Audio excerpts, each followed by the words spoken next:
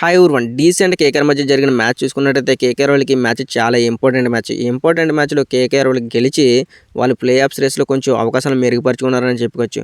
Match విషయానికొస్తే toss గెలిచిన DC వాళ్ళైతే ఫస్ట్ బౌలింగ్ చేస్తామని నిర్ణయించుకున్నారు.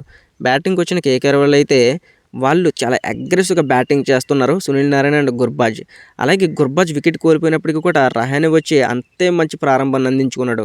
నిజంగా కేకేఆర్ వాళ్ళు చూసుకుంటే పవర్ ప్లేలో ఏకంగా 79 రన్స్ చేశారు, ఒక వికెట్ కోల్పోయి. ఈ ప్రారంభం చూసి నేనైతే కేకేఆర్ వాళ్ళు 230, 250 కొడేస్తారేమో అనుకున్నా. కానీ మిడిల్ ఓవర్‌లో చూసుకుంటే మాత్రం డీసీ స్పిన్నర్స్ ఎక్సలెంట్ బౌలింగ్ చేశారని చెప్పుకోవచ్చు. డెత్ ఓవర్స్‌లో మాత్రం మిచెల్ స్టార్క్ అదరగొట్టాడని చెప్పొచ్చు. ఎందుకంటే డీసీ వాళ్ళు డెత్ ఓవర్స్‌లో ఎక్కువ వికెట్లు తీసుకోవడం వల్ల కేకేఆర్ వాళ్ళైతే 204కి అయితే ఆపగలిగారు.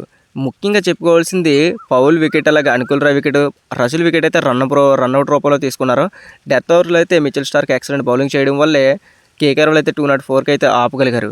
నిజంగా 204 అయితే ఈ డీసీ వాళ్ళు ఈజీగా చేసేస్తారనుకున్నా. కానీ ప్రారంభంలోనే అభిషేక్ పురాల్ చాలా అగ్రెసివ్గా బ్యాటింగ్ చేయడం వల్ల వికెట్ అయితే కోల్పోయారు.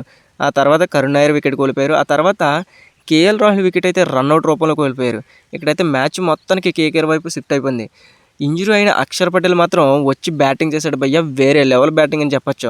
ఫ్యాప్ డూప్లిసిస్ అండ్ అక్షర్ పటేల్ మధ్య ఇచ్చిన పార్ట్నర్షిప్ మళ్ళీ గేమ్లోకి తీసుకొచ్చింది డీసీ అయితే నేనైతే మ్యాచ్ గెలిచేద్దాం అనుకున్న వీళ్ళిద్దరి మధ్యన పార్ట్నర్షిప్ అయితే. ఈ మ్యాచ్లో ఫ్యాప్ డూప్లిసిస్ హాఫ్ సెంచరీ కంప్లీట్ చేసుకున్నారు. అలాగే వీళ్ళిద్దరు వికెట్లు అయిన తర్వాత ఇంపాక్ట్ ప్లేయర్గా వచ్చిన అశుతోష్ శర్మ ఎటువంటి ఇంపాక్ట్ చూపించలేదు ఈ మ్యాచ్లో. అలాగే విప్రాజ్ నిగ్మా చూసుకుంటే మాత్రం ఎక్సలెంట్ బ్యాటింగ్ చేశాడు. ఒకనొక టైంలో నేను డీసీకి మ్యాచ్ కానీ గెలిపిస్తాడేమనుకున్నా. కానీ చివరికి కేకేఆర్లో అయితే ఈ మ్యాచ్ గెలిచారు. ఈ మ్యాచ్ కేకేఆర్ గెలవడంలో మెయిన్ పాత్ర పోషించింది మాత్రం స్పిన్నర్స్ అనే చెప్పుకోవచ్చు.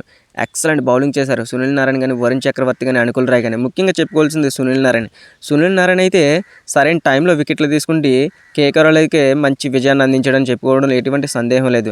నిజంగా ఈ మ్యాచ్లో సునీల్ నారాయణ అందించిన పెర్ఫార్మెన్స్ బ్యాటింగ్తో కానీ బౌలింగ్తో కానీ ప్లేయర్ ఆఫ్ ది మ్యాచ్గా కూడా నిలిచాడు సునీల్ నారాయణ. ఈ మ్యాచ్ అయితే నాకు మంచి ఇంట్రెస్టింగ్ మ్యాచ్ చూసిన ఫీలింగ్ అయితే వచ్చింది. మరి మీకేమనిపించింది అన్నది కామెంట్ చేయండి. అలాగే ఈ వీడియో మీకు నచ్చితే ఖచ్చితంగా లైక్ చేసుకుని మన ఛానల్ సబ్స్క్రైబ్ చేస్తారని మనస్ఫూర్తిగా కోరుకుంటున్నాను.